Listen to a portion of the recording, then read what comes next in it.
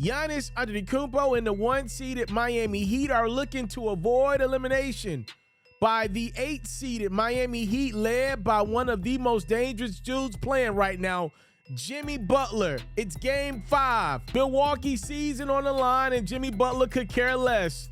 Butler creating turnovers and offense for the Heat. Dunks and threes got Miami already up by 6. But here comes the Bucks. Brook Lopez in the second goes and 1. He missed the free throw. Lopez drilling the free throw line jump shot to make up for the missed free throw. Midway through the second, it's Milwaukee up by 4. During the timeout, check out the OG, Udonis Haslem, with some choice words for Bobby Portis. UD would get assessed a technical foul. We would play on, which means the Bucks will continue to work. They led at the half. Third quarter, more good Milwaukee ball. It's Brook Lopez for 3. And then this time around, Giannis keeping it for himself, the scoop and score. Bucks would extend their lead to 16 as Middleton nailed a couple of threes back-to-back. A huge lead going into the fourth. Should be insurmountable, right? No.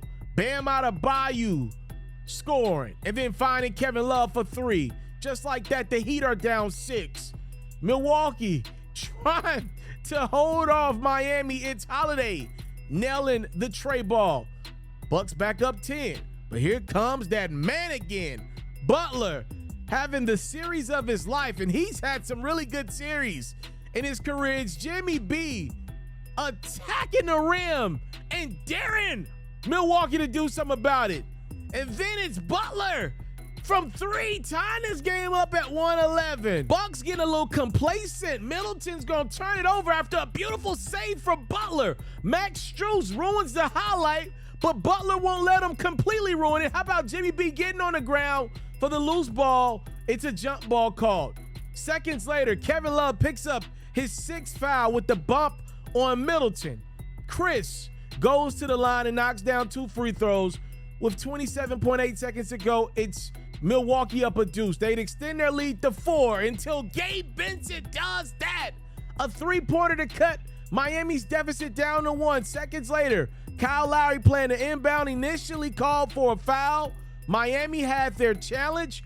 Refs will review. They say it should have been a no call. The two teams would jump it up with 6 seconds to go. How about Giannis nearly throwing the ball away because he didn't want to get fouled? Middleton with a beautiful save to Holiday, who does get fouled, and he misses the first of 2 at the line, which gives Miami a chance to tie this game. With a second to go, it's Butler with the inbound alley. How does he catch this and score?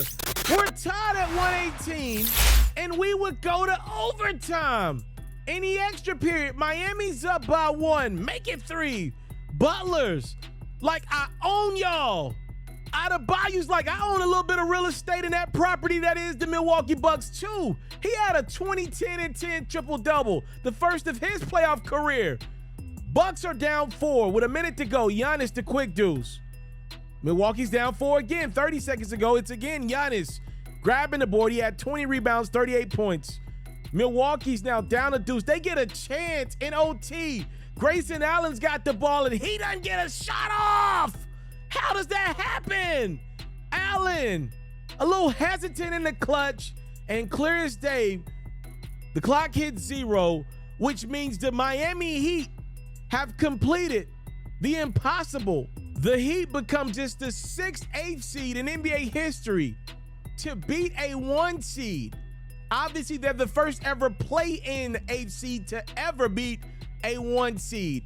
Milwaukee led this game by 16 points going into the 4th quarter. According to ESPN stats and info, this is the biggest deficit a winning team ever had to face to start a 4th quarter in a series-clinching victory. Giannis, man, I love you, bro. I really do. You're my favorite in the NBA right now. I got to tell you this, bro. Y'all failed.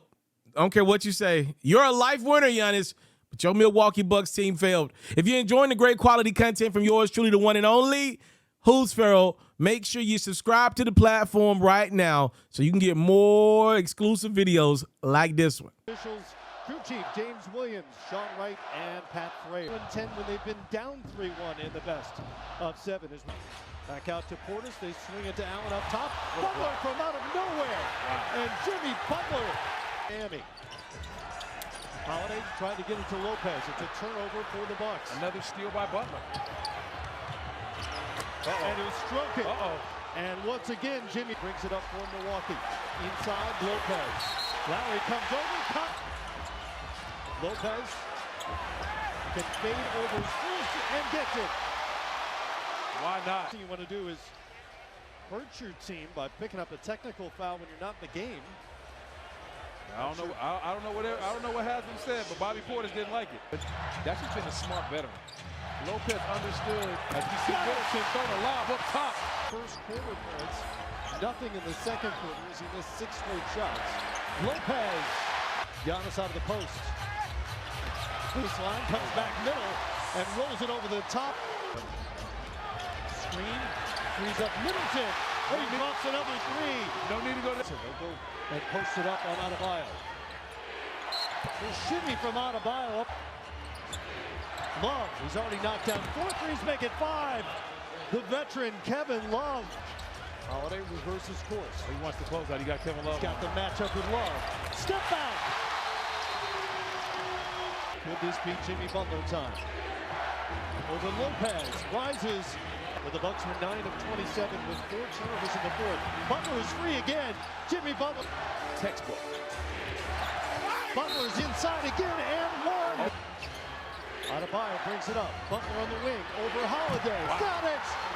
And Jimmy here we Butler. go. Here we go. Here it comes. Butler got a hand on it. There's the double team. Throws it away. Strus. Lopez on the floor. Butler has a hand on it. Back to Middleton. 6 in the shot clock. Love comes out, and that is his 6th foul.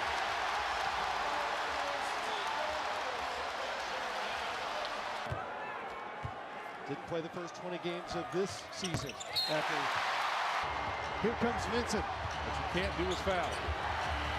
Over Matthews and good. Wow. Postseason career high. Oh, no, they turned it over. They turned it over. Lowry had it, and he lost it.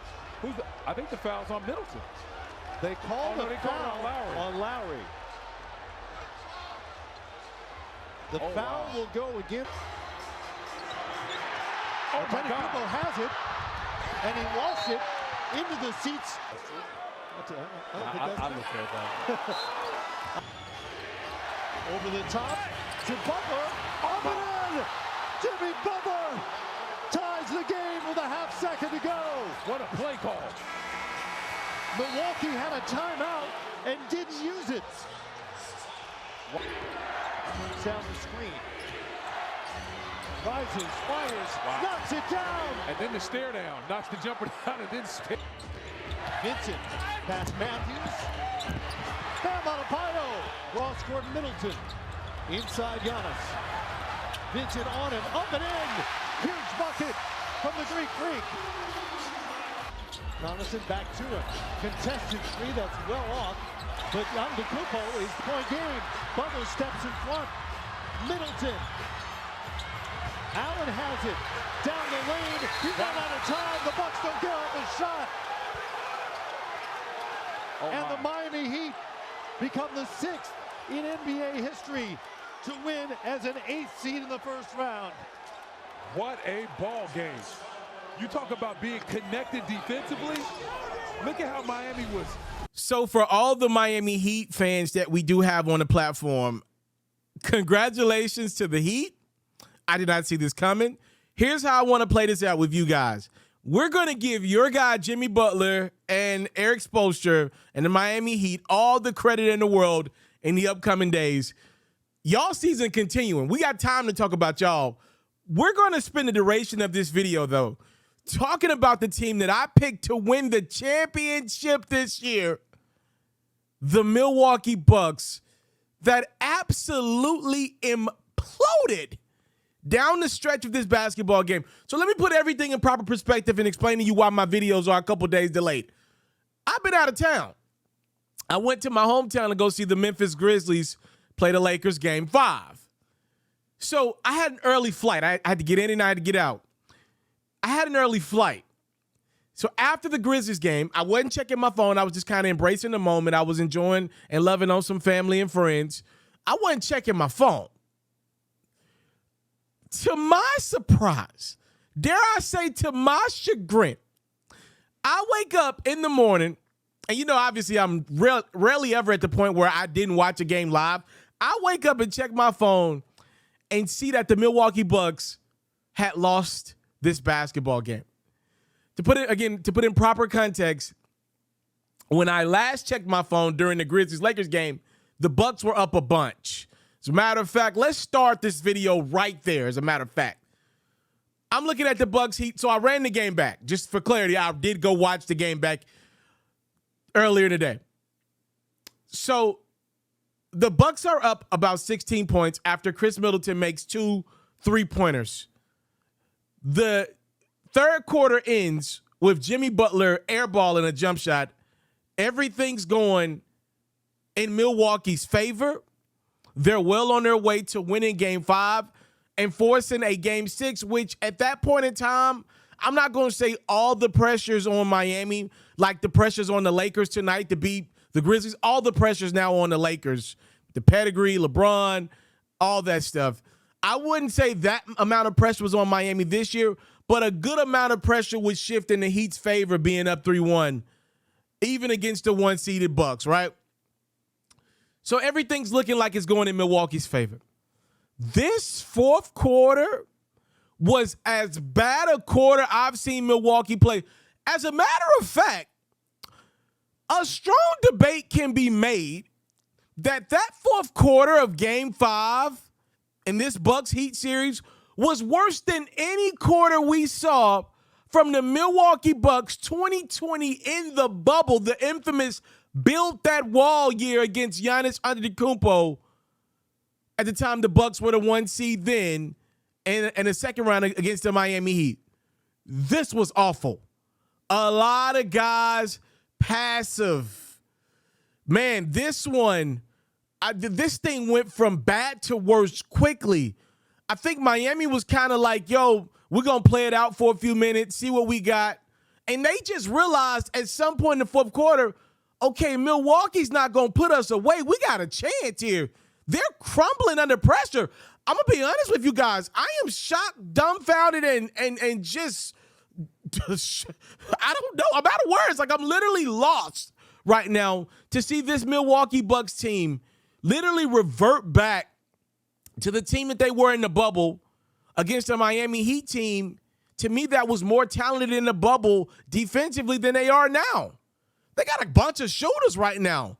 And Butler and Adebayo. They don't really have a lot of tough and grit to be able to guard a guy like Giannis, to me, at this point, outside of Butler and Adebayo. But, man, I got to give Bam some credit.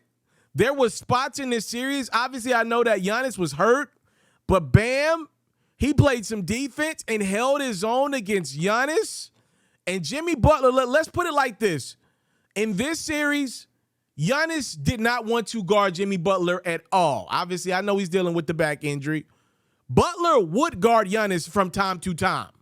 That's a big difference. Butler could hold his own against Giannis in this series whenever they matched up on switches. Giannis wanted no parts of Jimmy Butler, and neither did anybody else on the Miami Heat. Obviously, I know that Drew Holiday was the guy that got the bulk of the responsibility guarding Butler in this series. And look, I love Drew. He's one of my favorite guards in the league.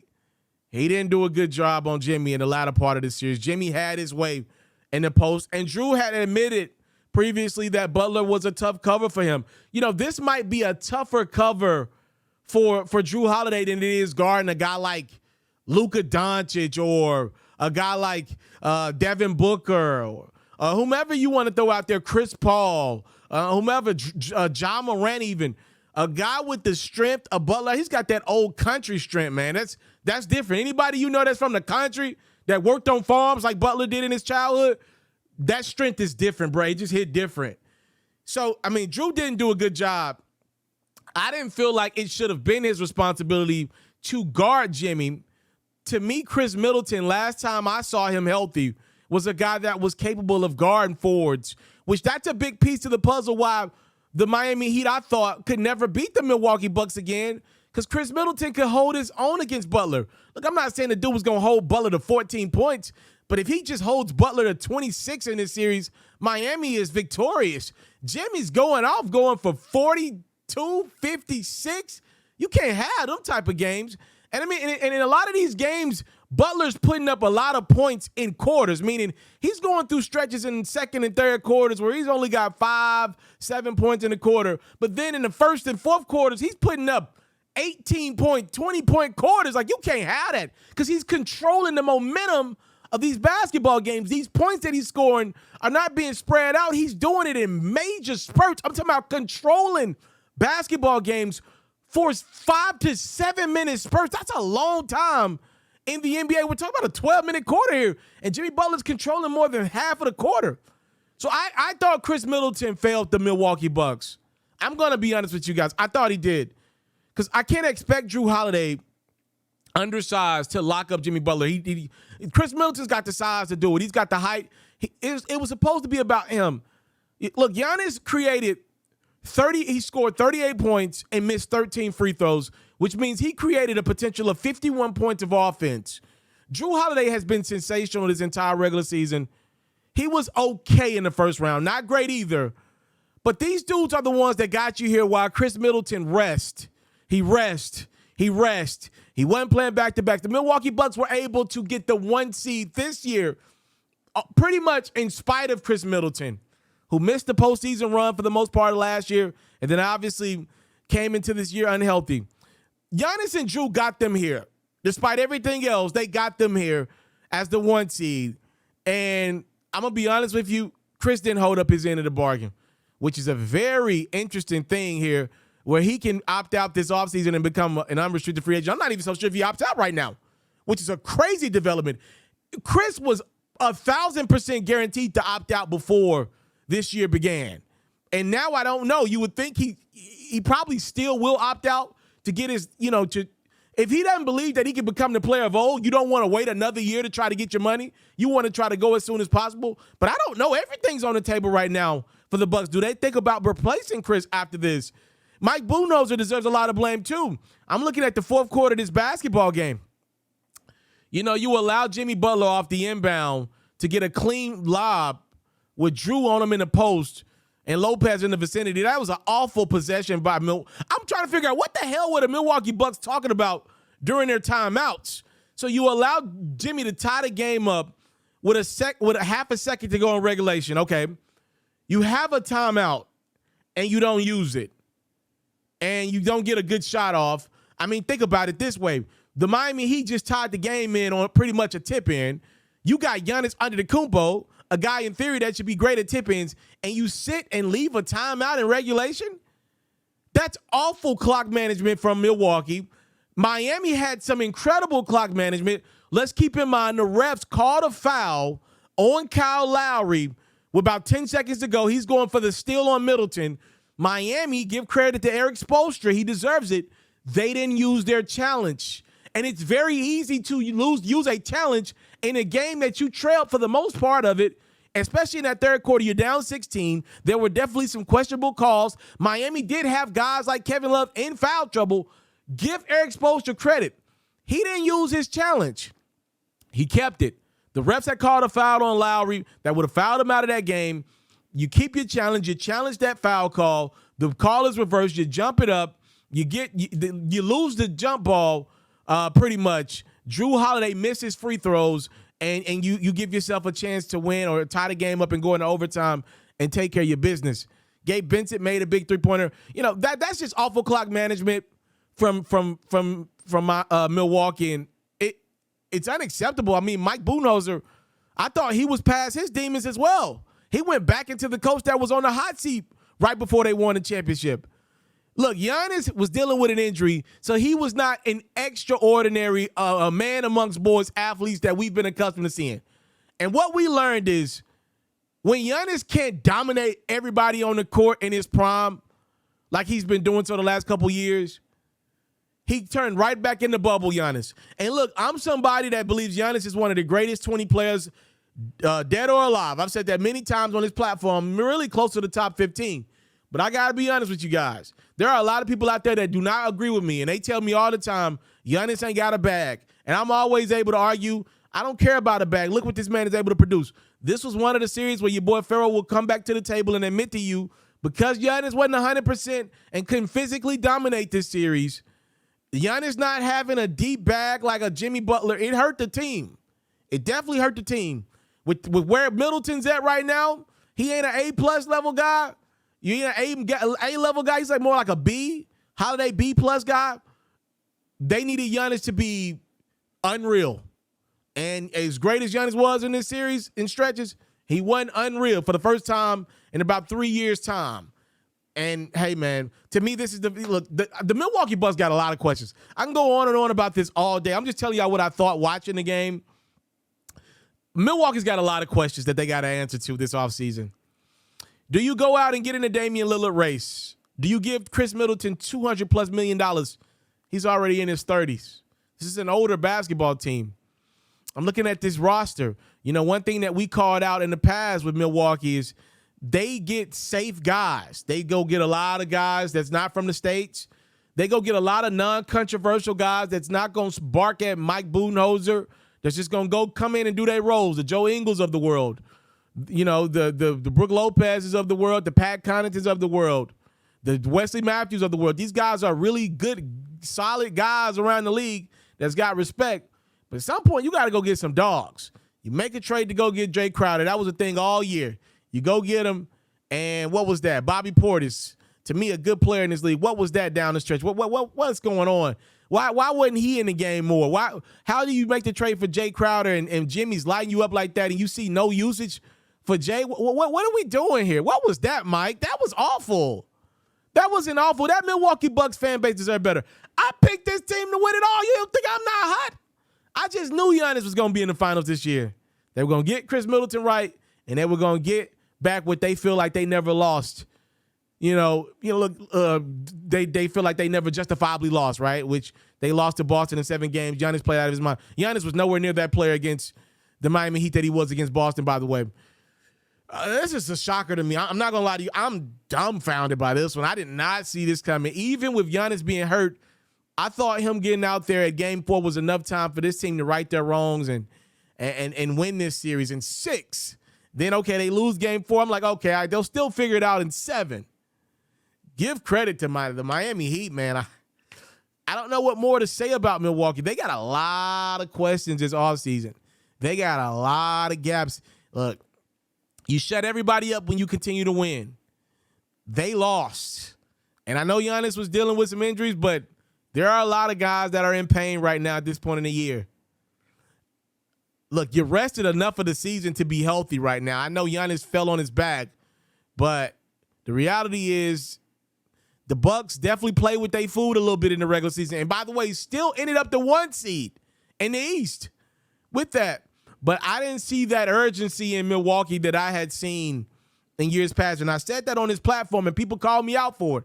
I said, y'all, this the first time in about 7 years' time we haven't seen Giannis make some incremental steps forward. Like, he came as the player that he was last year, which, by the way, is the best player in the world to me. But he didn't get better for the first time in a long time, which is, something we hadn't grown accustomed to. Now, to be fair, he had been so great. He got to such a great level last year, I thought, in that series against the Celtics when they lost to. I thought, there's only so much you can get better, right? But this was the first time in a while he didn't get better from that level, and the Bucks needed a different level of Giannis, I feel like, to beat Miami this time around. What a bummer. Man, I wanted to see Giannis in the Garden. That was going to be crazy. Oh, boy. I guess plans are different. NBA world had a different plan. Y'all let me know what y'all thought about this series, man. What a shocker. Milwaukee gets eliminated, and not even in 7 games as the 1 seed, not even in 6 games as a 1 seed. They go down in 5 games. Never win a game in this postseason that Giannis played in. Wow. I'm out.